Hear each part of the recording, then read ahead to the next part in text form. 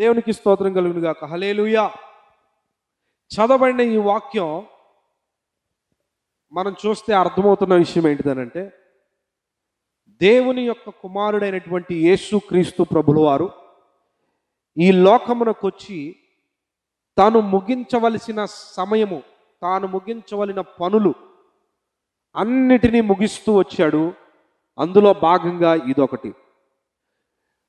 యేసుక్రీస్తు ప్రభుల వారు ఆయా సందర్భాల గుండా యెరూషలేము పట్టణానికి వెళ్తూ వస్తూ ఉండేవాడు. అయితే ఈసారి యెరూషలేములో ఉన్న దేవాలయమును చివరిసారిగా దర్శించబోతున్నాడు. దేనికి స్తోత్రం కలుగును గాక. చివరిసారిగా యెరూషలేములో ఉన్నటువంటి దేవాలయమును దర్శించబోతున్నాడు. అందుకనే దానికి ఒక ప్రసిద్ధి, దానికి ఒక ప్రత్యేకత ఉంది. ఏంటిదో తెలుసా? దేవుని కుమారుడైనటువంటి యేసుక్రీస్తు ప్రభుల వారు ఆయన ఈ యొక్క మందిరం యొద్దకు వెళ్ళుచుండగా ఒక గాడిద మీద ఎక్కి ఆ ప్రాంతానికి వెళ్ళాలని ఆయన ఇష్టపడ్డాడు. ఏమండి, రాజులకు రారాజు అని చెబుతా ఉన్నారు, సృష్టికర్త అని చెప్తున్నారు, సృష్టికి కారణభూతుడు, సమస్తము ఆయన వల్ల కలిగినాయి అని చెప్తున్నారు కదా. మరి గాడిద మీద ఎక్కడం ఏంటండి? గుర్రాలు లేవు ఆ రోజు? ఉన్నాయి. గుర్రాలు సమృద్ధిగా ఉన్నాయి.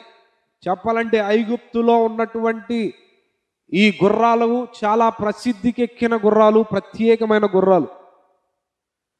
అంటే మనకు సహజ సిద్ధంగా దొరికేటువంటి ఆయా ప్రాంతాల్లో ఉన్నటువంటి గుర్రాల కన్నా ఈ గుర్రాలు చాలా ప్రసిద్ధిగాంచినటువంటి జాతి కలిగిన గుర్రములు ఆ ప్రాంతంలో ఉన్నాయి. మరి ప్రభువు కోరుకుంటే వాటి మీద ఎక్కొచ్చు కదా. ప్రభువు ఆయన ఇప్పుడు గుర్రాల మీద రావాలనుకోవడం లేదు.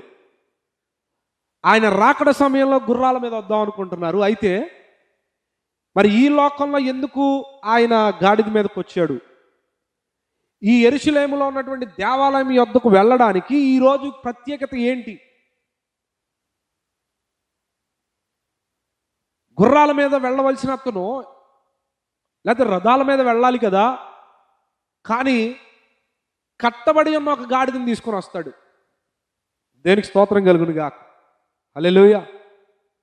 కట్టబడి ఉన్న గాడిది.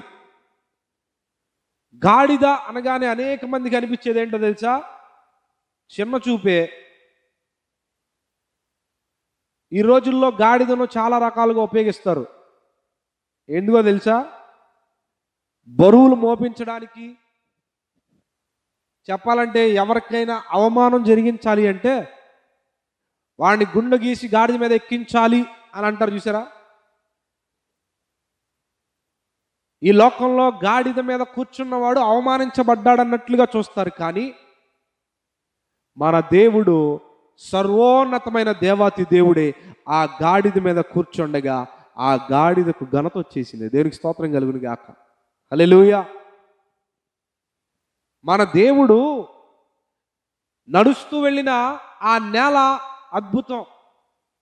యేసుక్రీస్తు ప్రభుల వారిని మోసుకొని వెళ్ళిన ఆ నావ అద్భుతం.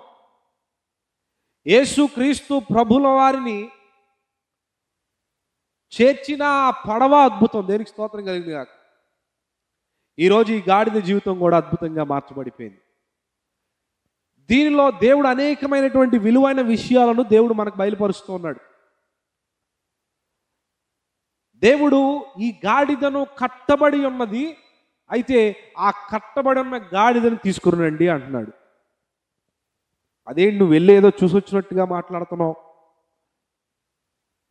బహుశా అక్కడ వాళ్ళకి ఆశ్చర్యం కలిగిద్ది. దేవుడు చూడలేదు, నేరుగా వెళ్ళి చూడలేదు, కానీ ఆయన ఆత్మలో చూడగలుగుతాడు. దేనికి స్తోత్రం కలిగింది కాక. దేవుడు నేరుగా వెళ్ళి చూడవసరం లేదు. ఆయన ఎక్కడైనా ఏ క్షణమైనా ఉండగలిగిన దేవుడు. ఒకేసారి అమెరికాలో ఉండగలడు, ఒకేసారి ఈ ప్రాంతంలో ప్రార్థన చేస్తున్న నీ మధ్యలో కూడా ఉండగలడు. God is everywhere. దేవుడు అన్ని ప్రాంతాల్లో ఏకరీతిగా ఉండగలిగిన గొప్ప దేవుడు. దేనికి స్తోత్రం కలుగును గాక. హల్లెలూయా. శిష్యులు అడుగుతా ఉన్నారు, గాడిద ఉంటుంది, వెళ్ళి తీసుకొని రండి. నీకెలా తెలుసు ప్రభువా అని క్వశ్చన్ ఇలా మనసులో అనుకుని ఉంటారు. వాళ్ళు వెళ్ళారు, అక్కడికి వెళ్ళి గాడిదను తీసుకురావడానికి వెళ్ళారు. సరే ప్రభువా వెళ్తున్నాం, కానీ మరి వారు అడిగితే, ఆ గాడిద యొక్క యజమాని అడిగితే ఏం చెప్పాలి? ఇది ప్రభువుకు కావాలని చెప్పండి. అప్పుడు ఆ యజమాని మిమ్మల్ని వదిలేస్తాడు. దేనికి స్తోత్రం కలుగును గాక. హల్లెలూయా, హల్లెలూయా.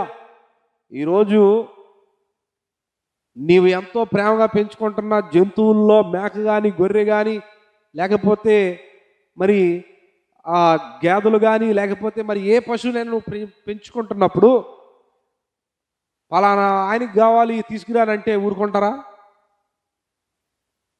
ఎవరు ఊరుకోరు. కానీ దేవాతి దేవుడు ఆయన దర్శించాడు ఆ యజమానుణ్ణి. అలాగే ఆ యొక్క గాడిదను దేవుడు చూశాడు. దీనికి స్తోత్రం కలిగిన గాక. మీరు తీసుకొని రండి, ఆయన అడగడం. ఒకవేళ అడిగితే ప్రభు కావాలని చెప్పండి, ఆయన మిమ్మల్ని వదిలేస్తాడు. దీనికి స్తోత్రం కలిగిన గాక. చూడండి, ఆత్మల దేవుడు ఎన్ని కార్యాలు చేయగలుగుతున్నాడు. వీళ్ళు వెళ్ళారు, వెళ్ళగానే ఆ వీధి, ఈ వీధి, ఆ వీధి, ఆ వీధి చూశారు. చూడగానే ఒక చోట కట్టబడి ఉంది. ఈ గాడిద కట్టబడి ఉన్నది. కట్టబడి ఉండుట, గాడిద కట్టబడి ఉండుట అంటే దానికి స్వాతంత్ర్యము లేదు, దానికి ఫ్రీడమ్ లేదు, కట్టబడి ఉంది. ఆకాశ పక్షులు చూడండి, వాటికి ఎంత ఫ్రీడమ్ ఉందో దేవుడు ఇచ్చిన ఆ ఫ్రీడమ్. కానీ ఈ గాడిదకు ఏం లేదు, ఫ్రీడమ్ లేదు, స్వాతంత్ర్యత లేదు, కట్టబడి ఉంది. ఈ గాడిదను బట్టి మనం జాగ్రత్తగా పరిశీలన చేస్తే దేవుడు ఆధ్యాత్మిక కోణంలో మనతో మాట్లాడుతున్న ఈ సందర్భాన్ని మనం జ్ఞాపకం చేసుకుంటే, ఈరోజు కట్టబడుట, బంధించబడుట, కీర్తన గ్రంథం 68వ అధ్యాయం 6వ వాక్యంలో రాయబడి ఉంటుంది కదా. బంధించబడిన వారిని ఆయన విడిపించి వర్ధిల్ల చేయువాడు. దేనికి స్తోత్రం కలుగును గాక. దేవుని వాక్యం సెలవిస్తుంది ఏంటో తెలుసా? బంధించబడిన వారిని విడిపించి వర్ధిల్ల చేయువాడు ఆయనే. దేవునికి స్తోత్రం కలుగును గాక. ఈ యొక్క మట్టల ఆదివార దినమున, పరిశుద్ధ దినమున దేవుడు నీతో నాతో మాట్లాడుతుంది ఏంటో తెలుసా? బంధించబడిన నిన్ను, కట్టబడిన నిన్ను, కట్టబడిన నీ ఆధ్యాత్మిక స్థితి, బంధించబడిన నీ యొక్క ప్రార్థనా జీవితం, పరిశుద్ధ జీవితం, అయితే దేవుడు ఈ మధ్యాహ్న సమయంలో నిన్ను విడిపించి అద్భుతంగా మార్చబోతున్నాడు. దేవునికి స్తోత్రం కలుగును గాక. హల్లెలూయా, హల్లెలూయా. మన దేవుని స్పెషాలిటీ ఏంటంటే, మన దేవుని అద్భుతమైనటువంటి గుణలక్షణం ఏంటో తెలుసా? ఆయన బంధించబడినటువంటి వారు మొరపెట్టుకుంటే ఆయన నిశ్చయంగా సహాయం చేసి విడిపించడమే కాదండోయ్, ఆయన వృద్ధిపరచగలడు. దేనికి స్తోత్రం కలుగును గాక. హల్లెలూయా, హల్లెలూయా. దేవుని వాక్యం సెలవిస్తుంది. బంధించబడి ఉన్నావా? దేని చేత బంధించబడ్డావు? ఈరోజు రకరకాల బంధకాలతో క్రైస్తవ సమాజం అంతా బంధించబడుతూనే ఉంది. ఈరోజు అనేక మంది జనాంగము అనేక రకాలైనటువంటి బంధకాలతో, కట్లతో కట్టబడి ఉన్నారు. ఆ మధ్య ఒక ఆవిడికి మంచి దురాత్మ పట్టింది. ఎన్నో సంవత్సరాల నుంచి నెమ్మది లేకుండా ఆ చనిపోయిన వాళ్ళ పేర్లు మాట్లాడుతూ ఉంది. నేను ఆవిడను, నేను ఈవిడను అని మాట్లాడుతూ ఉంటే, ఒకరోజు ఏం చేసామంటే ఆ విషయం మన దాకా వచ్చింది. అయితే ఆవిడని తీసుకొని వస్తూ ఉన్నారు. తీసుకొని వస్తూ ఉంటే ఆవిడ ఏదేదో మాట్లాడుతూ ఉంది. ఏం మాట్లాడుతుందంటే, అమ్మో వాళ్ళెవరో ముగ్గేశారు, నాకు కట్టేస్తున్నారు, నన్ను ఎటు కదలలేకుండా కట్టేస్తున్నారండి, నన్ను విడిపించండి, వాళ్ళు వచ్చేస్తున్నారు అని అంటుంది. పక్కన చూస్తే ఎవరూ లేరు, మూసిన కళ్ళు తెరవట్లేదు, కుటుంబం అంతా భయపడిపోతుంది. భయపడిపోతా ఉన్నారు బిడ్డలో. వాళ్ళు వచ్చేస్తున్నారు, ఇదిగో కట్టు కట్టేసేస్తున్నారు, అబ్బో బలంగా కట్టేస్తున్నారు, నొప్పి నేను తట్టుకోలేకపోతున్నాను. ఆ సమయంలో ప్రార్థించగా దేవుడు ఆ బంధకాల నుంచి విడుదల దయచేశాడు. దేనికి స్తోత్రం కలుగును గాక. హల్లెలూయా, హల్లెలూయా. దేవుడు ప్రార్థించగా ఆవిడను కట్లతో కట్టివేస్తున్నటువంటి ఆ యొక్క చీకటి శక్తులు, ఆ యొక్క చేతబడి శక్తులు భయంకరమైనటువంటి ప్రమాదాన్ని వారి మీదకు తీసుకొని రావడానికి వారి సొంత రక్త సంబంధికులే చేసిన ఈ యొక్క చేతబడి కట్ల నుంచి మన దేవుడు విడుదల దయచేశాడు. దేనికి స్తోత్రం కలుగును గాక. హల్లెలూయా, హల్లెలూయా. భయంకరమైన దురాత్మల చేత కట్టబడుతున్నారండి ఈరోజు అనేక మంది. ఈరోజు భయంకరమైన దురాత్మల చేత కట్లు వేయబడి వాటిని తెంచుకోలేక ఏం చేస్తున్నారంట, భయంకరమైనటువంటి ఊబిలో పడిపోతా ఉన్నారు, జీవితాలు నాశనం అయిపోతారు. గెరాసేనుల ప్రాంతంలో అడుగుపెట్టగా ఎన్నో సంవత్సరాల నుంచి బంధించి ఉన్నటువంటి ఒక వ్యక్తి ఉన్నాడు. శానా పట్టినటువంటి దెయ్యం పట్టినటువంటి ఒక వ్యక్తి. అతన్ని ఎన్నో కట్లతో వేశారు. కట్లతో వేసినా కూడా వాడు తుత్తినీలుగా చేసుకుంటున్నాడు, కానీ వాడిలో ఉన్న దురాత్మకు కట్లు వేయలేకపోయారు. వాడిని బంధించిన ఆ దురాత్మ అతన్ని స్వతంత్రునిగా చేయకుండా ఏం చేసిందో తెలుసా, అతన్ని శ్మశానాల గుండా నడిపిస్తూ ఉంది, తన శరీరాన్ని తన గాయపరుచుకునే స్థితిలోనికి నడిపిస్తూ ఉంది. సమాజంలోనికి సాధారణమైన జీవితాన్ని బ్రతకనీయకుండా ఏం చేస్తుందో తెలుసా, దేవుని నుంచి దూరం చేయడమే కాకుండా కుటుంబాన్ని నుంచి దూరం చేసింది, సమాజం నుంచి దూరం చేసింది. విస్తారమైన కట్లు వేసేసింది. బయటకేమో బంధించాలని ప్రజలు వేసే కట్లను తుత్తినీలుగా చేస్తూ ఉన్నాడు. అంటే ప్రజల ప్రయోగాలు ఏదైతే ఉన్నాయో అవి ఆ దురాత్మలను బంధించలేకపోయినాయి. ఈ వ్యక్తిని స్వతంత్రునిగా చేయలేకపోయారు ప్రజలు, మనుష్యుల కార్యక్రమాలు. కానీ ఎప్పుడైతే మన దేవుడు ఆ గెరాసేనుల ప్రాంతంలో అడుగుపెట్టాడో అతడిలో ఉన్న కట్లన్నీ ఒక్కొక్కటి తెగిపోయిన యేసు నామమున. హల్లెలూయా, హల్లెలూయా. బంధించబడిన అతను, బంధకాల మధ్య నలిగిపోయిన అతను, సంవత్సరాల తరబడి ఆ కట్లను తెంపుకోలేని స్థితిలో నలిగిపోయిన అతన్ని నా దేవుడు ఆ ప్రాంతంలో అడుగుపెట్టి ఆ బంధకాల నుంచి విడుదల దయచేశాడు. దేనికి స్తోత్రం కలుగును గాక. హల్లెలూయా, హల్లెలూయా, హల్లెలూయా. ఈరోజు మనుష్యుడు బయటికి స్వతంత్రుడిగా కనబడుతున్నాడు, కానీ అంతరంగంలో కట్లు వేయబడ్డాడు. ఒక్కొక్కరికి ఒక్కొక్క రకమైన కట్లు వేశాడు. ఒక్కొక్కరు ఎలా ఉంటారంటే ఎప్పుడు చూసినా ధనమే కట్లు వారికి. బంధాలు, బంధుత్వాలు, బాంధవ్యాలు, దేవుడు మరి ఏది ఉండదు వారి జీవితంలో. ఒకటి ఉంటుంది, ఈ డబ్బు పిచ్చి మాత్రం వదిలి బయట అడుగు పెట్టలేరు. మరొకరికి ఎలా ఉంటుందంటే ఆక్సిజన్ లేకపోయినా పర్వాలేదు కానీ అధికారం మాత్రం ఉండాలి. ఈ అధికారం లేకపోతే బ్రతకలేరు చాలామంది. ధనమున్నా, ఐశ్వర్యమున్నా, సంపదలున్నా, చుట్టూ అనేక మంది ప్రేమించేవారున్నా కూడా అధికారం లేకపోతే బ్రతకలేరు. అది అలవాటైపోయి ఇక అధికారం లేకపోతే వారి జీవితంలో ఒక భాగము ఏదో తెగిపోయినట్లుగా బాధపడతారు. అదొక బంధకం, అధికార వాంఛ.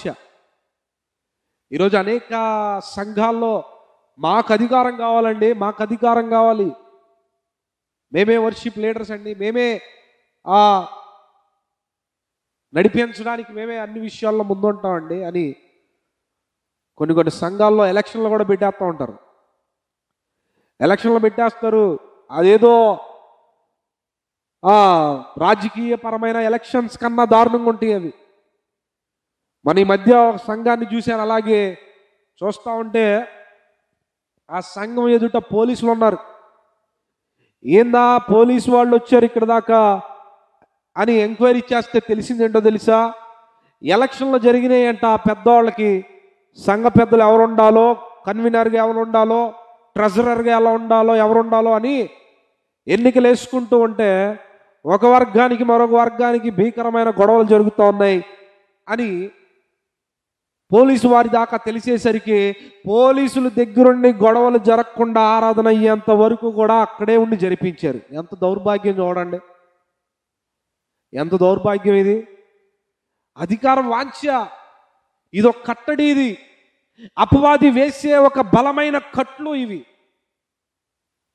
అధికారం వాంఛ, దానికోసం కుటుంబాన్నైనా వదిలేసుకుంటారు, దానికోసం వారి జీవితంలో ఎంత విలువైన దాన్ని అసలు వదులుకుంటారు. ఎందుకో తెలుసా? అధికారం కావాలి. సాతానుగాడు కూడా ఇదే కోరుకున్నాడు. ఆ స్థానం నాకు కావాలి అని అన్నాడు. దేవుడిచ్చిన వాటిలో తృప్తి ఉండదు ఎవరికి. దేవుడిచ్చిన సంఘాన్ని బట్టి, దేవుడిచ్చిన కుటుంబాన్ని బట్టి, దేవుడిచ్చిన బిడలను బట్టి, దేవుడిచ్చిన ఐశ్వర్యమును బట్టి, ఆ స్వల్పమైన దాన్ని బట్టి కూడా తృప్తి పొందరు.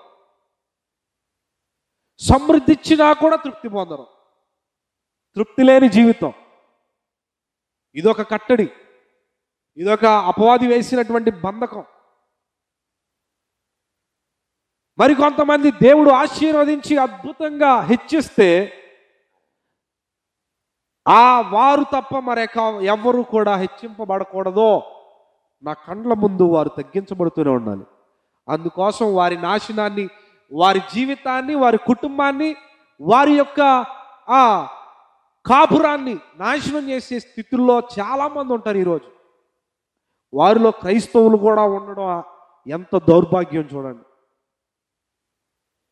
ఎదురుగా ఒక కుటుంబం పచ్చగా కనబడుతుంటే ఓర్వలేని తనముతో అనేక మంది ఉంటారు. ఇదొక అపవాది బంధకం,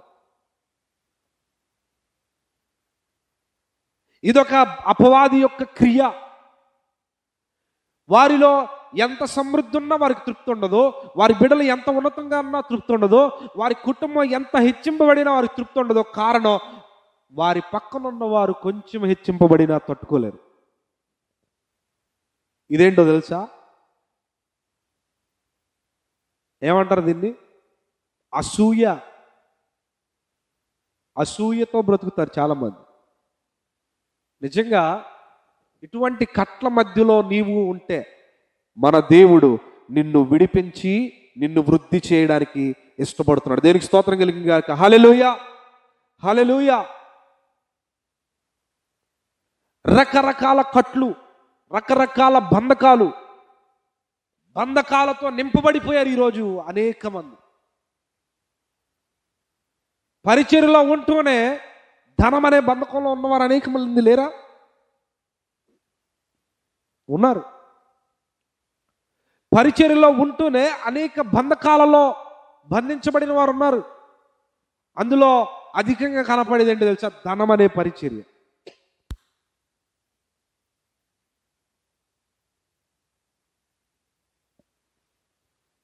ధనము,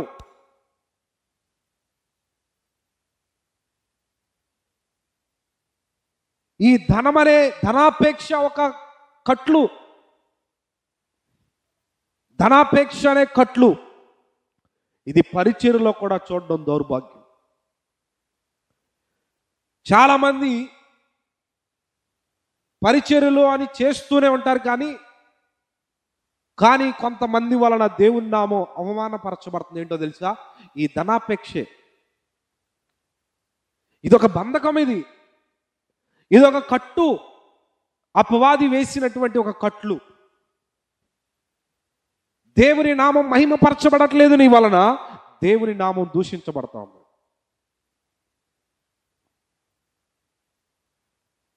ఈరోజు ప్రభు మనతో మాట్లాడుతున్నాడు కదా, ఏ బంధకంలో నీవున్నావు, ఏ బంధకంలో నీవు నలిగిపోతున్నావు.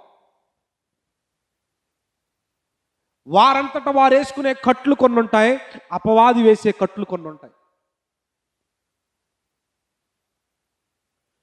ఈరోజు ప్రభు మనతో మాట్లాడుతున్నాడు కదా, అది ఏ బంధకమైనప్పటికీ, అది ఏ యొక్క కట్టడి అయినప్పటికీ, మన దేవుడు చెబుతున్న మాట, బంధింపబడిన వారిని, ఆ మాట చదవండి, కీర్తన గ్రంథం 68వ అధ్యాయం 6వ వాక్యం, బంధింపబడిన వారిని విడిపించి వారిని వర్ధిల్లజేయువాడు. దేనికి స్తోత్రం కలుగును గాక. ఆయన బంధింపబడిన వారిని విడిపించడమే ఒక గొప్ప కార్యం.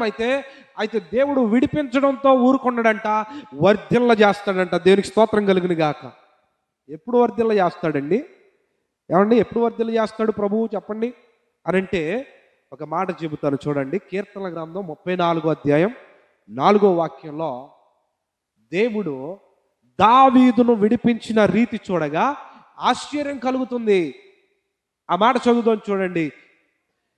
నేను యెహోవా యొద్ద విచారణ చేయగా ఆయన నాకు ఉత్తరం ఇచ్చెను. నాకు కలిగిన భయం అన్నిటిలో నుంచి ఆయన నన్ను తప్పించాడు. దేనికి స్తోత్రం కలుగును గాక. హల్లెలూయా. ఎప్పుడు రాస్తున్నాడు ఈ కీర్తన? ఆ రాజు పేరు అబీమోలెకు అనబడినటువంటి రాజు యొద్దకు వెళ్ళాడు. ఈ రాజు ఎవరో తెలుసా? దావీదు బాలుడుగా ఉన్నప్పుడు గొలియాతు అనేటువంటి సైన్యములకు అధిపతియగు యెహోవా పేరిట నీ మీదకు వస్తున్నాను గొలియాతు అని దావీదు వెళ్ళి యుద్ధం చేసి చంపాడే, ఆ గొలియాతుకు సంబంధించిన రాజు ఈయనే. దేనికి స్తోత్రం కలుగును గాక. హల్లెలూయా. ఆ గొలియాతు ఈ ఫిలిస్తీయుడైనటువంటి అబీమెలెకు యొక్క ఆర్మీలో ఒక వ్యక్తి, గాతు ప్రాంతానికి చెందినటువంటి వాడు. ఫిలిస్తీన్ల సామ్రాజ్యంలో ఆయన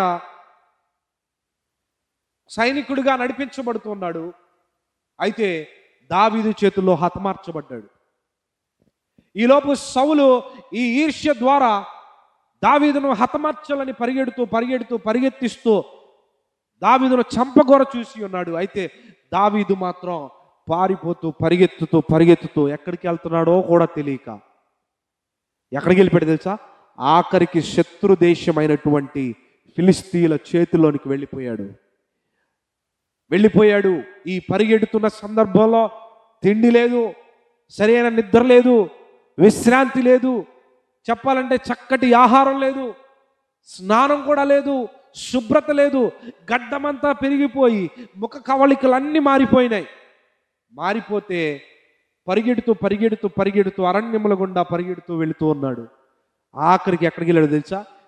శత్రు దేశము గడ్డ మీద అడుగు పెట్టి ఉన్నాడు. అప్పుడు ఆ సందర్భంలో సైనికులు చూశారు, రే వీడిని చూస్తుంటే ఎక్కడో చూసినట్టుందిరా, వీడిని చూస్తుంటే ఎక్కడో చూసినట్టుగా ఉంది, ఎవరంటావు అని పరిశీలన చేస్తూ ఉన్నారు. క్షుణ్ణంగా వెతుకుతూ ఉన్నారు, అతని ముఖాన్ని చూస్తూ ఉన్నారు. చూస్తూ ఉంటే వీడు అప్పుడు పాట పాడారే, దావీదు వేల కొలది, సౌలు వేల కొలదియు, దావీదు 10,000 కొలదియు సైనికులను శత్రువులను హతమార్చాడు కదా. ఆ పాట పాడింది ఎవరి గురించి? ఈడు గురించే కదా. చూస్తుంటే రే అవును రోయ్ అనుకొని ఒకరిని ఒక 4-5 కలిసి అతన్ని బంధించేశారు. ఒక్కడైనటువంటి దావీదును బంధించేసి ఇక చూసుకోండి, ఆ మరుసటి దినాన రాజు యొద్ద ప్రవేశపెట్టాలని నిశ్చయించుకున్నారు. చూడండి, ఒక్కడిగా ఉన్నాడు, సరి అయిన ఆహారం లేదు, బలహీనుడైపోయాడు. చెప్పాలంటే యాజకుడి నుంచి యొద్ద తెచ్చినటువంటి ఖడ్గము అతని దగ్గర ఉంది, గొలియాతును చంపిన ఖడ్గం ఉంది, కానీ దానిని వాడే శక్తి కూడా లేదు అతనికి. బలహీనుడైపోయాడు, శరీరం అంతా బలహీనతతో ఉన్నాడు, ఎవరిని ఎదిరించలేని స్థితి. చుట్టూ బంధించేశారు సైనికులందరూ. ఇక దావీదు బహుగా భయపడిపోయాడంట. దేవునికి స్తోత్రం కలుగును గాక. హల్లెలూయా. దావీదు ఎలా భయపడ్డాడంట? బహుగా భయపడెను. సౌలుకు ఒకవైపు మరణ భయంతో భయపడుతున్నాడు, అయితే ఇప్పుడు శత్రు రాజైనటువంటి అబీమోలెకు కూడా బహుగా భయపడిపోతా ఆ సందర్భంలో దేవునికి మొరపెట్టుకుంటున్నాడు. దేనికి స్తోత్రం కలుగును గాక. అప్పుడు రాశాడు ఆ కీర్తన. చదవండి ఆ మాట మరొకసారి చదువుదాం. 34:4 కీర్తనలు. నేను యెహోవా యొద్ద విచారణ చేయుచుండగా ఆయన నాకు ఉత్తరం ఇచ్చాడు. దేవునికి స్తోత్రం.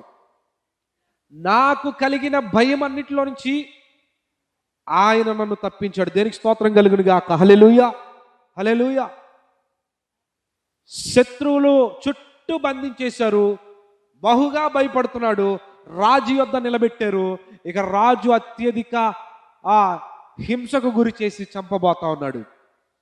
ఆ సందర్భంలో దేవునికి మొరపెట్టుకున్నాడు. దేనికి స్తోత్రం. ఆ సందర్భంలో దేవునికి మొరపెట్టుకొని, ప్రభువా ఈ బంధకంలో నుంచి నన్ను విడిపించు అని దేవునికి మొరపెట్టుకొనగా యెహోవా దేవుడు కనికరపడి అతని హృదయంలో, అతని తలంపుల్లో ఒక ఆలోచన పుట్టించాడు. వెర్రివాని వలె ప్రవర్తించమని. దేవునికి స్తోత్రం కలుగును గాక. హల్లెలూయా, హల్లెలూయా. వెర్రివాని వలె ప్రవర్తించడం మొదలుపెట్టాడు. రాజు ఎదుట నిలబడగానే తన నోటి నుంచి పిచ్చివాడిగా మాట్లాడుతూ, నోటి నుంచి చొంగను కార్చుకుంటూ పిచ్చివాని వలె ప్రవర్తించగా అక్కడ రాజు చూసి, ఒక పిచ్చివాడిని నా యొద్దకు తీసుకొచ్చారు, నా సమయాన్ని అంతా వృధా చేస్తున్నారు, ఈ పిచ్చివాడితో నాకేం పని, నా రాజ్యమునికేం పని, వీడిని బయటకు తోలుకొని పండి అని అన్నాడు. దేవునికి స్తోత్రం కలుగును గాక. మరణ పంచుల మీదకు వెళ్ళిపోయి, మరణమునకు సమీపంగా వెళ్ళిపోయి ఆ సందర్భంలో ప్రభుకు మొరపెట్టగా దేవుడు ఒక అద్భుతమైనటువంటి ఆలోచన ఇచ్చాడు. దేనికి స్తోత్రం కలుగును గాక. శత్రువుల కబంధ హస్తాల్లో నుంచి ప్రభు అలా వదిలేశాడు. దేనికి స్తోత్రం కలుగును గాక. హల్లెలూయా. అక్కడ నుంచి పరిగెత్తుకుంటూ వస్తున్నప్పుడు, స్వతంత్రుడై వస్తూ ఉన్నప్పుడు అప్పుడు రాశాడు ఆ కీర్తన. దేనికి స్తోత్రం కలుగును గాక. కీర్తనలు 34:4. ఆయనకు మొరపెట్టగా ఆయన ఏం చేశాడంట, నాకు కలిగిన భయములు, బంధకములలో నుంచి ఆయన నన్ను విడిపించాడు. దేనికి స్తోత్రం కలుగును గాక. అందుకే 68:6లో యెహోవా బంధింపబడిన వారిని విడిపించి వర్ధిల్లజేయువాడు. దేనికి స్తోత్రం కలుగును గాక. హల్లెలూయా, హల్లెలూయా. బంధించబడిన వారిని విడిపించుట మన దేవుని యొక్క ప్రత్యేకమైన గుణలక్షణం. దేనికి స్తోత్రం. ఇశ్రాయేలు దేశంలో ఉన్నటువంటి జనాంగం అంతా కూడా ఐగుప్తు దేశంలోనికి వెళ్ళి బానిసలుగా మార్చబడిపోతే, బందీలుగా మార్చబడిపోతే, ఫరో వేసిన కట్లకు కట్టబడితే, నా దేవుడు మోషేని ఏర్పరచుకొని ఐగుప్తు చెరలో నుంచి, ఆ బంధకంలో నుంచి, ఆ భయంకరమైన సంఖ్యల మధ్యలో నుంచి, ఆ బానిసత్వం అనే కట్ల మధ్యలో నుంచి నా దేవుడు విడిపించాడు. దేనికి స్తోత్రం కలుగును గాక. హల్లెలూయా, హల్లెలూయా, హల్లెలూయా. మీరు బైబిల్ని క్షుణ్ణంగా పరిశీలన చేస్తే మీకు కనపడే ఒక లక్షణం ఏంటో తెలుసా? మన దేవుడు బంధించబడిన వారిని విడిపించగలిగిన దేవుడు. ఈరోజు ఏ బంధకం చేత నీవు బంధించబడ్డావో, ఈరోజు మన దేవుడు ఈ పామ్ సండే ద్వారా, ఈ మట్టల ఆదివార దినమున గాడిదను విడిపించినట్లుగా దేవుడు నిన్ను నన్ను విడిపించునుగాక. ఇశ్రాయేలు జనాంగమును విడిపించినట్లుగా దేవుడు నిన్ను నన్ను విడిపించునుగాక.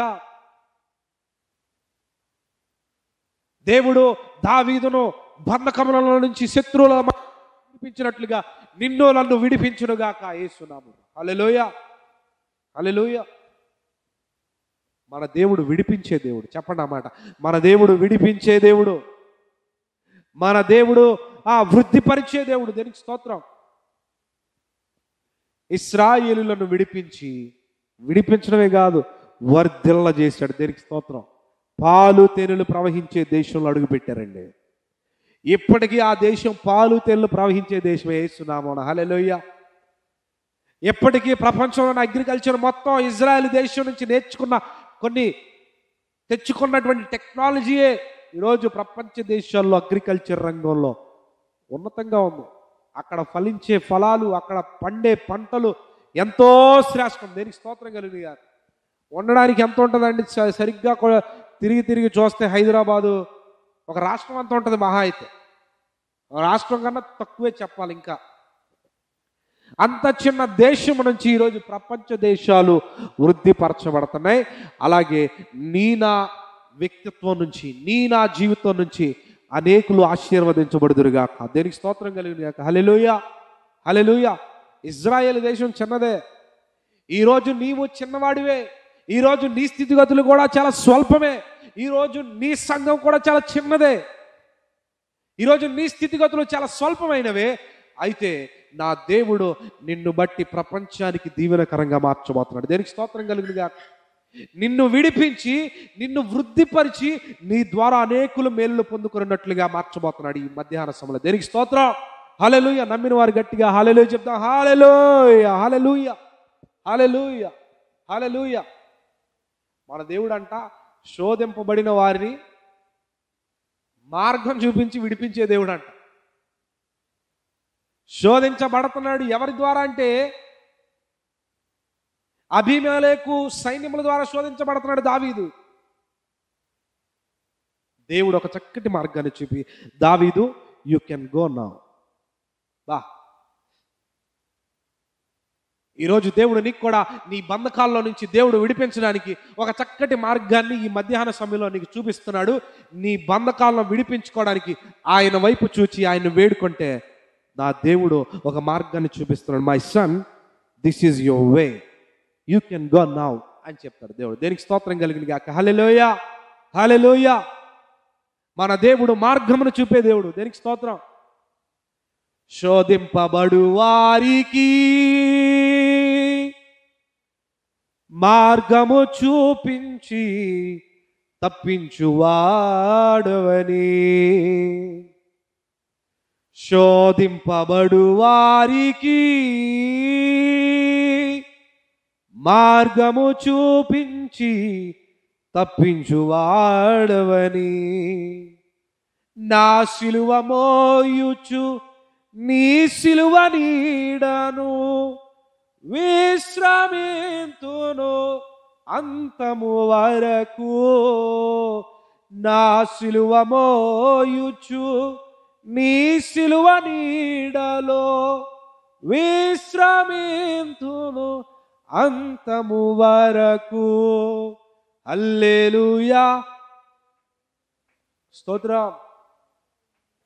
హల్లెలూయా, యేసయ్యా నీకే స్తోత్రమయ్యా. దేనికి స్తోత్రం కలుగును గాక. శోధించబడుతున్నావా నీవు కట్ల ద్వారా? బంధించబడుతున్నావా నీవు కట్ల ద్వారా? విడుదల కొరకు ఎదురు చూస్తున్నావా? నన్ను ఎవరు విడిపిస్తారు? ఎంత ప్రయత్నించినా నా కట్లను నేను తెంచుకోలేకపోతున్నానే, నన్ను ఎవరు విడిపిస్తారు అని లోకమంతా మొరపెట్టుకున్నట్లుగా ఆ సందర్భాన్ని మనం చూస్తే అర్థమవుతుంది. ఈ గాడిద వంటి మనము కట్టబడి ఉన్నాము. ఈ లోకంలో సర్వ జనాంగము కూడా పాపము చేత కట్టబడి ఉంది. ఈ లోకములో ఉన్నటువంటి ప్రతి మనుష్యుడు పాపం అనే కట్లతో కట్టబడి ఉన్నాడు. యేసునామం. హల్లెలూయా.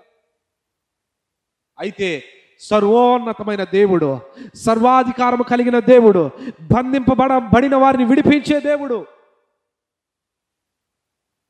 ఈరోజు ఈ మధ్యాహ్న సమయంలో మన మధ్యకు వచ్చి అంటున్నాడు కదా, నేను నిన్ను విడిపించే గొప్ప సమర్థవంతము కలిగిన దేవుడు. దేనికి స్తోత్రం కలిగినగా.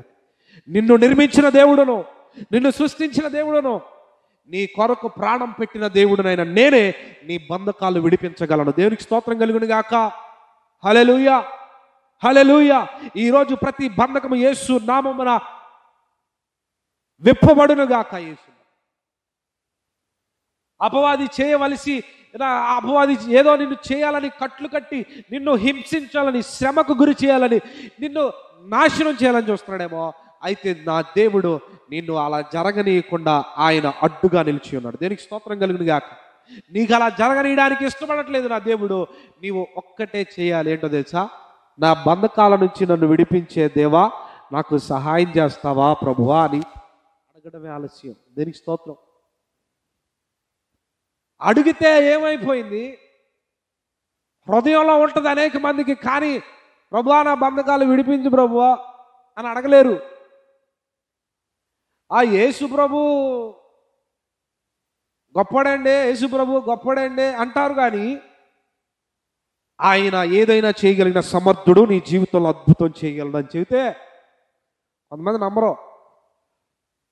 ఈ మధ్యకాలంలో ఓ పెద్ద ఆయన నన్ను అడుగుతున్నాడు, కుటుంబం భయంకరమైన సమస్యలతో నింపబడ్డారు. కుటుంబం భయంకరమైన సమస్యలతో నింపబడ్డారు. చూసేవారందరూ కూడా వారిని ఏదో సమాజం నుంచి వెలివేయబడిన వారిగా చూస్తున్నారు. ఆ మాట నా నోటి దాకా వచ్చింది.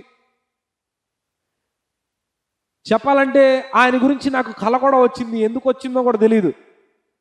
నీ వెళ్ళి ఆయన్ని దర్శించి కొద్ది బలపరిచిపో జెస్సీ అని దేవుని స్వరమే డైరెక్ట్గా వినపడింది నాకు ఆ దర్శనంలో. ఆ వినపడినప్పుడు ఆ వ్యక్తి కోసం ఎదురు చూస్తున్నా, ఎప్పుడు దొరుకుతాడా ఈ వ్యక్తి, ఎప్పుడు దొరుకుతాడా ఈ వ్యక్తి అని. ఒకరోజు దొరికాడు, ఎదురుగా కనబడ్డాడు, మాట్లాడుతున్నాడు. అయ్యా బాగున్నావా అని అడిగాడు. మంచిదే, నేను బాగున్నారా అండి మీరు అని అడిగాను.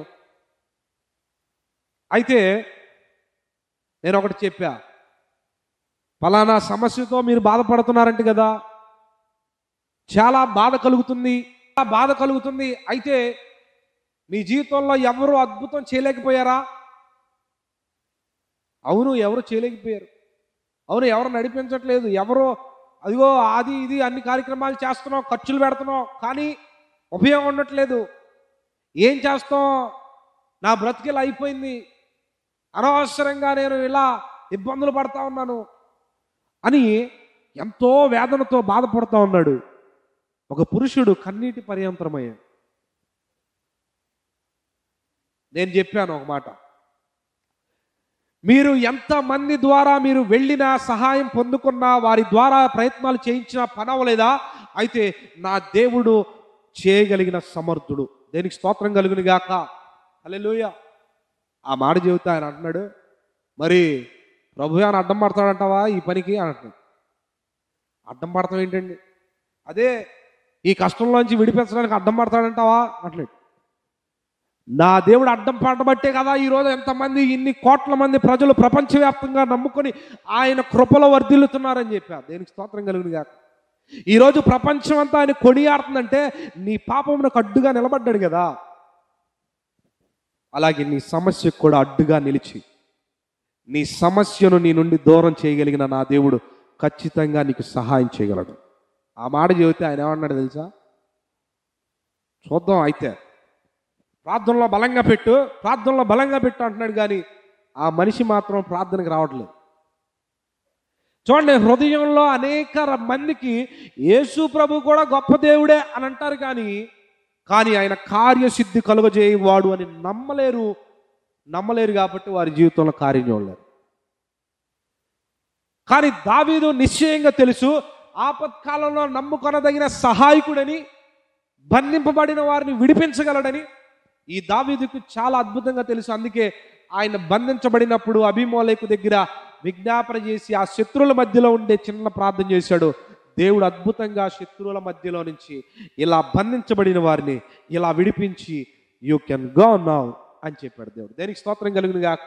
అత్యంత ఉత్సాహంతో బయటకు వచ్చి పాటలు పాడుతా ఆ కీర్తన 34వ అధ్యాయాన్ని రచించాడు. దేనికి స్తోత్రం కలుగును గాక. ఈరోజు ఈ గాడిద కూడా ఈ యొక్క ఆ సందర్భంలో ఈ మట్టల ఆదివార దినమున ఈ గాడిద కూడా కట్టబడి ఉంది. దీనికి సాదృశ్యం ఏంటో తెలుసా? నిన్ను కట్టబడినటువంటి స్థితిలో నుంచి దేవుడు విడిపించడానికి ఇష్టపడుతున్నాడు. దేనికి స్తోత్రం, హల్లెలూయా. విడిపించడమే కాదండి, వర్ధిల్ల చేయడానికి ఇష్టపడుతున్నాడు. దేనికి స్తోత్రం కలుగునుగా. గాడిద అలా నడుచుకుంటా వెళ్తుంటే మనకేమన్నా అమ్మో గాడిద వచ్చిందని మనం దానికి వెళ్ళి హారతులు పట్టేసి టెంకాయలు కొట్టేస్తావా? కొట్టం. గాడిద పో అంటాం. చెప్పాలంటే మన బిడ్డలను కూడా ఒక్కొక్కసారి ఎవరైనా తిట్టాలనేటప్పుడు గాడిద అని మాట్లాడతాం. అంటే చులకన గాడిదంటే చులకన స్వభావము, ఎన్నిక లేనటువంటి విధానము, ఏర్పాటులో లేనటువంటి విధానము కనబడుతుంది మనకి చూస్తూ ఉంటే. కానీ ఈ గాడిద గుణలక్షణం ఏంటో తెలుసా? భారమును మోసుకుంటూ వెళ్తుంది. ఎప్పుడు చూసిన ఒక భారాన్ని మోసుకుంటూ వెళ్తుంది. ఈ మేకలు గొర్రెలు కాసేటువంటి వారు గాడిదలు కూడా ఉంటాయి. వారికి కొన్ని కాపరులకు ఉంటాయి. మన భారతదేశంలో కొంతమంది కాపరులకు ఉంటాయి, గాడిదలు కూడా ఉంటాయి. ఈ గాడిదల్లో వారి సామాగ్రి, వారి తినుబండారాలు అన్నిటినీ పెట్టి ఈ మేకలతో పాటు వాటిని కూడా నడిపిస్తూ ఉంటారు. ఆ లగేజీ మొత్తం గాడిద మీద వేస్తారు. గాడిద బరువు అంటారు అదే. ఆ దినాల్లో బరువులు మోయడానికి వాడేది ఏంటయ్యా అంటే, ఆ వాహనాలలాగా వాడింది ఏంటంటే గాడిదలనే వాడారు. ఈ గాడిద మీద ఎప్పుడు భారం ఉంటుంది. ఈ గాడిదలు ఉంచుకునేది ఎందుకో తెలుసా? పెంచుకునేది కేవలం భారాన్ని మోయడానికే, బరువులను మోయడానికే. అయితే అప్పటి వరకు అది మోయబడుతూ ఒక యజమాని చేతుల్లో కట్టబడి ఉన్నది. అయితే నా దేవుడు ఏం చేశాడు తెలుసా? ఆ భారాన్ని నుంచి విడుదల దయచేసి, ఆయన యొక్క కట్ల నుంచి విడుదల దయచేసి ఇప్పుడు దేవుడు స్వతంత్రునిగా చేశాడు. దేనికి స్తోత్రం కలుగుగాక. ఇంకో విషయం చెప్పరా? లోకంలో బరువులు మోసుకెళ్ళేటప్పుడు లేని ఘనత, లోకంలో ఆ ప్రాంతం నుంచి ఈ ప్రాంతానికి గాడిద చాకిరీ చేసినప్పుడు లేని ఘనత, ఆ గాడిద విప్పబడినప్పుడు, స్వతంత్రించబడినప్పుడు, ఆ గాడిద మీద ప్రభువు ఎక్కి కూర్చున్నప్పుడు ఏమైందో తెలుసా? ఆ గాడిద జీవితం ధన్యమైపోయింది. దేనికి స్తోత్రం కలుగును గాక. హల్లెలూయా, హల్లెలూయా. ఎంత ధన్యత అండి. ఏవయ్యా, మేము వేసే బరువులే ఎక్కువ అనుకుంటే యేసు ప్రభు ఎక్కి కూర్చున్నాడు, ఇంకా బరువు కాదు అనుకుంటున్నారేమో బహుశా. నా దేవుడు దాన్ని తాకగానే దాని జీవితం ధన్యమైపోయింది. ఎలాగో తెలుసా? ఎలాగో తెలుసా? అప్పటి వరకు దాన్ని వస్తే తరిమేవాళ్లే, ఏయ్ షూ షూ అని తరిమేవాళ్లే కనబడతారు ఎట్లా. కానీ నా దేవుడు ఆ గాడిద మీద ఎక్కి నడుచుకుంటా వస్తుంటే అందరూ సాగిల పడి ఏం చేస్తున్నారు తెలుసా? యోధుల రాజా యేసన్నా హోసన్నా జయమే అని పాటలు పాడడమే కాదు, కింద నేల మీద నడవకుండా ఏం చేస్తున్నారు తెలుసా? వస్త్రాలు కప్పుతున్నారంట, వస్త్రాలు వేస్తున్నారంట వారి మీద ఉన్న వస్త్రాలు. దేనికి స్తోత్రం కలిగింది కాదు. నా ప్రభువు కూడా తీసుకొచ్చారు. ప్రభు యొద్దకు తీసుకొచ్చినప్పుడు, అయ్యా ఇదిగో గాడిదని తీసుకొచ్చాం అని అన్నప్పుడు గాడిదని తీసుకొచ్చారు. తీసుకొస్తే నా ప్రభు దాని మీద ఒక బట్టను కప్పాడు, ఒక క్లాత్ని పరిచాడు. దేనికి స్తోత్రం కలిగింది కాదు. ఏంటో తెలుసా ఈ క్లాత్? దీని సాదృశ్యం ఏంటి తెలుస్తుందో తెలుసా మనకి? యెషయా గ్రంథం 61వ అధ్యాయం ప్రకారం, నీతి అను పై బట్టను నాకు ధరింపజేస్తున్నాడు. దేనికి స్తోత్రం కలుగును గాక. హల్లెలూయా, హల్లెలూయా. ఈ పై బట్ట యొక్క విషయాన్ని కనుక మనం చూస్తే, గాడిద మీద ఒక క్లాత్ని డిజైన్ చేస్తారు. చెప్పండి, గాడిద మీద ఒక క్లాత్ని డిజైన్ చేసి 2 జోబులుగా వాటిని వేరువేరుగా పరుస్తారు. ఒక గాడిద మీద ఒక క్లాత్ వేయబడి ఉంటుంది. దానికి రైట్ సైడ్లో ఒక పాకెట్ ఉంటుంది, లెఫ్ట్ సైడ్లో ఒక పాకెట్ ఉంటుంది. ఈ రెండిట్లో బరువులు వేసేవాళ్ళు. ఏం వేసేవాళ్ళు? ఈ రెండిట్లో తినుబండారాలు వేసేవాళ్ళు, ఒక దాంట్లో వస్తువులు వేసేవాళ్ళు. అయితే ఇప్పుడు దానికి ఏమనిపిస్తుందో తెలుసా? ఆ పై బట్ట తీసేసి ఇప్పుడు ఏమైందో తెలుసా? విలువైనటువంటి వస్త్రం వేయబడింది. దేవునికి స్తోత్రం కలుగును గాక. అప్పటి వరకు భారమును మోసుకెళ్లే వస్త్రాలు దాని మీద ఉన్నాయి. అయితే ఇప్పుడు క్రీస్తును మోసి క్రీస్తు యొక్క పరిశుద్ధమైనటువంటి వస్త్రము దాని మీద పడింది. దేనికి స్తోత్రం కలుగును గాక. ఈరోజు లోక పాప భారములు మనం మోసుకుంటూ వెళ్తున్నాం. లోక పాప భారములు మనం మోస్తున్నాం. ప్రతి ఒక్కరి మీద ఈ పాపం అనే భారం ఉంది. మేము పరిశుద్ధులం అండి, మేమేం పాపం చేస్తున్నాం అనుకుంటున్నారా? దేవుడే సెలవిచ్చాడు, ఈ లోకంలో నీతిమంతుడు ఎవ్వడు లేడు, ఒక్కడు కూడా లేడు. ఉంటే దేవుడు ఎందుకు వస్తాడు? ఏదో ఒక కారణం చేత తొలగిపోయిన వారే. మన పరిశుద్ధత దేవునికి మురికి వస్త్రాలుగా ఉంటాయంట. అత్యంత పరిశుద్ధుడు, సమీపించరాని తేజస్సులో నివసించే గొప్ప పరిశుద్ధుడైనటువంటి దేవుడు ఆయన మీద ఉన్న వస్త్రాన్ని నీ మీద నా మీద కప్పాడు. దేనికి స్తోత్రం కలుగును గాక. ఈ వస్త్రము ఏంటో తెలుసా? రక్షణ అనే వస్త్రము. దేనికి స్తోత్రం. ఈరోజు నీ నా మీద ఆ రక్షణ వస్త్రాన్ని ఉంచాడు. మొదటిగా ఏం చేశాడు? మొదటిగా దేవుడు విడుదల చేశాడు బంధకాల నుంచి. రెండోదిగా ఏం చేస్తున్నాడు తెలుసా? నీతి అను పైబట్టను మనకు ధరింపజేశాడు. దేనికి స్తోత్రం కలుగును గాక. హల్లెలూయా. తప్పిపోయిన కుమారుడు వస్తున్నాడు. నానా, నేను చేసింది తప్పు నానా, లోకమంతా తిరిగేశాను, నా జీవితం పాడైపోయింది, ఇక చెప్పాలంటే అత్యంత ఉన్నతమైన స్థితిలో నుంచి ఇప్పుడు ఎక్కడికి వచ్చేసానో తెలుసా? పందుల పొట్టు తినేంత వరకు ఆశించాను, నా ధనమంతా ఖర్చు అయిపోయింది, తినడానికి తిండి లేదు. అయితే నేను మరలా నీ యొద్దకు వస్తున్నాను కదా, నీ కొడుకుగా కాదు కానీ కనీసం నీ పనివాళ్ళల్లో ఒకడిగా నన్ను చేసుకుంటావా, ఒక పనివాడిగా ఉంచుకో, నేను పని చేసి పెడతా, జీతం ఇస్తావు, దాని ద్వారా తింటాను నేను ఆహారం. అప్పుడు మన తండ్రికి ఎంత దుఃఖం వేసిందంటారు. భయంకరమైన దుఃఖముతో వచ్చి గబగబా పరిగెత్తుకుంటూ వచ్చి, ఎంత మాట మాట్లాడుతున్నావు, నీ తప్పు నువ్వు తెలుసుకొని వచ్చావు, అయితే ఇదంతా ఎవరి కోసమురా, నీ కోసమే నా కుమారుడా. నీవు వెళ్ళిపోయిన మొదలుకొని నేను మనశ్శాంతిగా లేను. మురికి వస్త్రాలతో వచ్చావా, జోడులు అరిగిపోయినాయా, ముఖ కవళికలు మారిపోయినాయా, విలువ లేనివాడిగా మార్చబడ్డావే, ఎంత విలువ కలిగిన వాడురా, ఎలా చేసుకున్నాను నిన్ను. అయితే నా దేవుడు అంటాడు కదా, అప్పుడు ఈ తండ్రి అంటున్నాడు, ఆ వస్త్రాలన్నిటినీ, పనికి మాలిన మురికి వస్త్రాలన్నింటినీ తీసివేసి, బురదతో నింపబడిన పనికి మాలిన వస్త్రాలతో ఉన్న ఆ వస్త్రాలు తీసివేసి మన దేవుడు ప్రశస్తమైన వస్త్రాలు ధరింపజేశాడు. దేనికి స్తోత్రం కలుగును గాక. హల్లెలూయా, హల్లెలూయా. ప్రశస్తమైన వస్త్రాలు ధరింపజేశాడు. ఈరోజు దేవుడు రక్షణను వస్త్రాలను నీకు నాకు ఇస్తుండగా, నీ మురికి పనికి మారిన వస్త్రాలను నీవు విడిపించుకొని చుండగా నా దేవుడు పరిశుద్ధమైన వస్త్రాలు ధరింపజేస్తున్నాడు. దేనికి స్తోత్రం కలుగును గాక. హల్లెలూయా. మొదటిగా గాడిదను విప్పడానికి కారణం స్వాతంత్ర్యతను ఇచ్చాడు. రెండవదిగా పాపం అనే భారమును తీసివేసి ఏం చేశాడు, దేవుడు నీతి అను పై వస్త్రాన్ని ధరింపజేశాడు. దేనికి స్తోత్రం కలుగును గాక. హల్లెలూయా, హల్లెలూయా, హల్లెలూయా. ఇంకా చూస్తే కింద భాగానికి మనం వస్తే, ఈ గాడిద నడుస్తుండగా ఏం చేస్తుందో తెలుసా, వస్త్రాల మీద నడుస్తుంది. చెప్పాలంటే పచ్చటి కొమ్మలు నరికి ఆ యొక్క నేల మీద పరిచి ఏం చేస్తున్నారు తెలుసా, దావీదు రాజు అయినటువంటి, దావీదు కుమారుడైనటువంటి యేసు క్రీస్తు ప్రభుల వారికి జయము కలుగునుగాక, జయము కలుగునుగాక అని కేకలు వేస్తూ ఉన్నారు. ఈ మట్టలు, ఈ యొక్క ఆకులు, ఈ యొక్క కొమ్మలు దేనికి సూచన తెలుసా, పాపము నుంచి జయము పొందిన రాజుకి జయము కలుగునుగాక అని దేవుని సాదృశ్యం. దేనికి స్తోత్రం కలుగునుగాక. ఈ మట్టలు ఊపుచుండగా విజయ పతాకాన్ని ఊపుతున్నారు. దేనికి స్తోత్రం కలుగునుగాక. పాపములో బందీలుగా మార్చబడిన నీకు నాకు జయాన్ని అనుగ్రహించే జయవీరుడు వస్తున్నాడు అని కీర్తనలు గొప్పగా పాడుతూ దేవుని నామాన్ని ఏం చేస్తారంట, ఘనపరుస్తున్నారంట. అందుకే దావీదు కుమారునికి జయము అనే మాట రాయబడి ఉంటుంది. మూల భాషలో ఏంటో తెలుసా, హోసన్నా, హోసన్నా, హోసన్నా, హోసన్నా అని అరుస్తూ ఉన్నారు. దావీదు రాజు అయినటువంటి కుమారునికి జయము కలుగునుగాక అనగా హోసన్నా.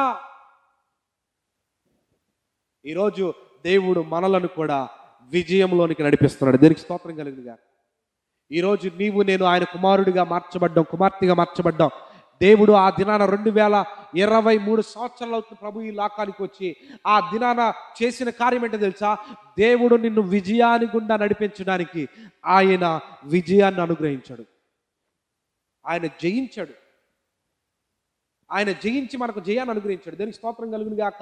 ఈ మట్లాదివారం ఏంటండి, మట్లాదివారం ఈ గోల ఏంటండి అని అంటున్నారా, దేవుడు నీకు విజయాన్ని అనుగ్రహించడానికి ఆయన వచ్చాడు. అదే ఈ మట్టల ఆదివారం యొక్క సాదృశ్యం. పాపంలో నుంచి విడిపించడానికి, కట్లలో నుంచి విడిపించడానికి, భారము నుంచి విడిపించడానికి నా దేవుడు నీ వద్దకు వస్తూ ఉన్నాడు ఈ మధ్యాహ్న సమయంలో. నువ్వు స్వీకరిస్తావా? నువ్వు స్వీకరిస్తావా? చాలామంది స్వీకరించడానికి ఎందుకో సందేహపడతా ఉన్నారు. దేవుడంట ఆయన అలా వస్తూ ఉండగా ఆ పట్టణం వైపు చూసి ఏడుస్తున్నాడంట. ఇశ్రాయేలు పట్టణం వైపు చూసి. ఆ మాట చదివి సహాయం చేయండి. లూకాసు వార్త 19వ అధ్యాయం 41వ వచనం. లూకాసు వార్త 19వ అధ్యాయం 41.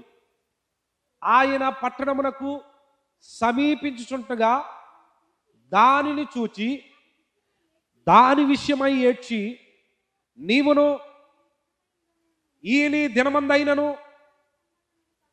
సమాధాన సంబంధమైనటువంటి ఈ యొక్క కార్యములను తెలుసుకొనిన ఎడల నీకు ఎంత మేలో.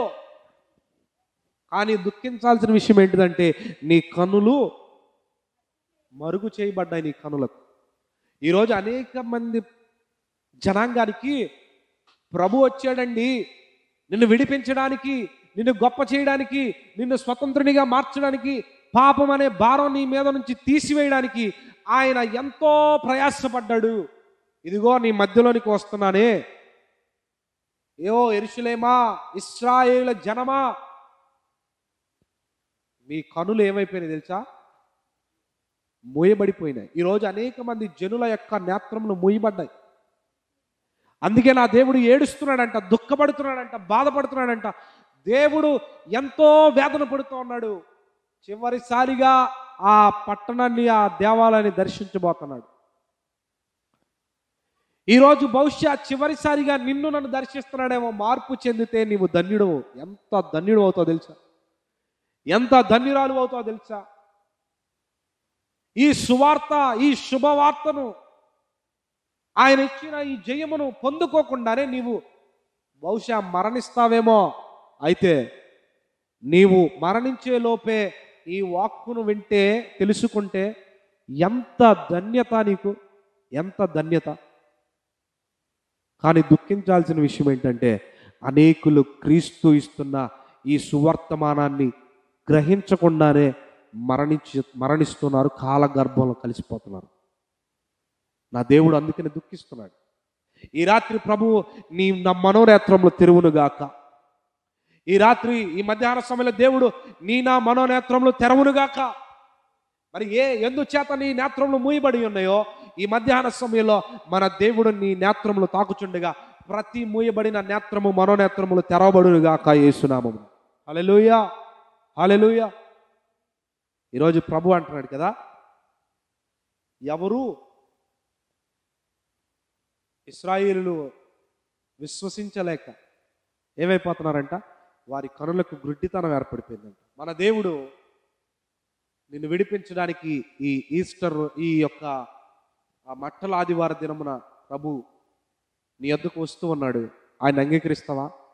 దేవాలయం యొద్దకు వస్తున్నాడు, చూస్తూ బాధపడుతూ వస్తూ ఉన్నాడు, చూస్తూ నీ వైపు చూస్తూ నీ యొద్దకు వస్తున్నాడు, బాధపడుతూ వస్తున్నాడు, ఏడుస్తూ వస్తున్నాడు. నీవు ఈ సంగతులను తెలుసుకుంటే ఎంత ధన్యుడు అవుతావు నా కుమార్తె, నా కుమారుడా.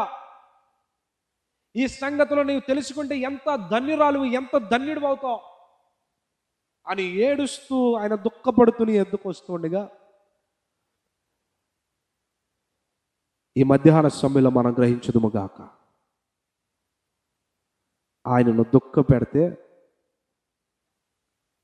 దుఃఖపెడితే మనము ఎంత మాత్రం సంతోషంగా ఉండలేము.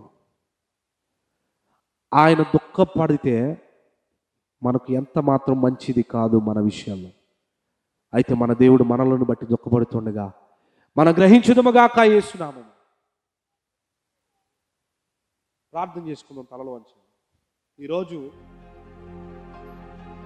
నా సహోదరుడా, నా సహోదరి, నిన్ను బట్టే ప్రభువు దుఃఖిస్తున్నాడు.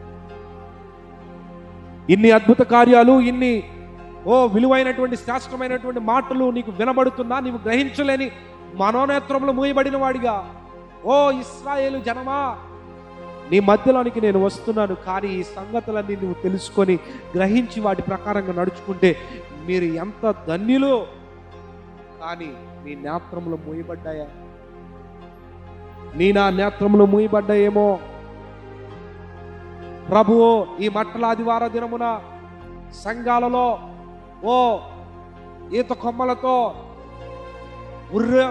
ఊరంతా తిరుగుట కాదు కానీ, ఊరంతా కూడా ఇదిగో ఈ మట్టల ఆదివారము తిరుగుట కాదు కానీ, నా దేవుడు దుఃఖముతో నీ యొద్దకు వస్తున్నప్పుడు ఈ సంగతులన్నీ తెలుసుకొని ఆ రీతిగా నీవు నడిపించబడినప్పుడు నా దేవుడు సంతోషిస్తాడు. దీనికి హల్లెలూయా, హల్లెలూయా.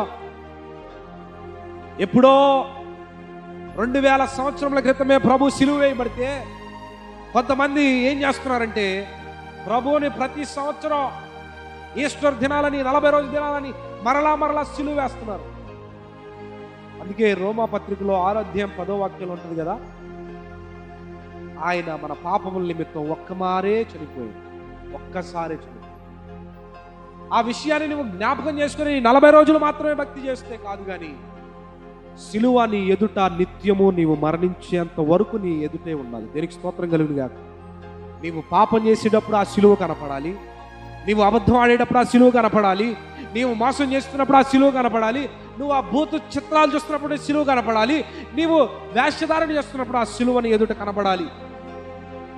అప్పుడే క్రీస్తుని నీ హృదయంలో చేర్చుకుంటావు. కానీ ఈ 40 రోజులు చేసే వేషధారణలో నీవు కూడా పాలిభాగస్తులు కావద్దు. భక్తులు అంటున్నారు కదా, సిలువ నీ ఎదుట నిత్యం ఉంచుకో. మన దేవుడు అంటున్నాడు కదా, సిలువ నిత్యము నీ ఎదుట ఉండునుగాక. ప్రార్థించాడు, ప్రభువా కట్టబడిన వారిని, బంధించబడిన వారిని, చెరసాలలో ఉన్న వారి మూల్గులను వినుటకును, చావునకు విధింపబడిన వారిని విడిపించుటకును ఆకాశమందుండి ఆయన ఏం చేస్తున్నాడంట, దృష్టి ఉంచుతున్నాడు నీ మీద.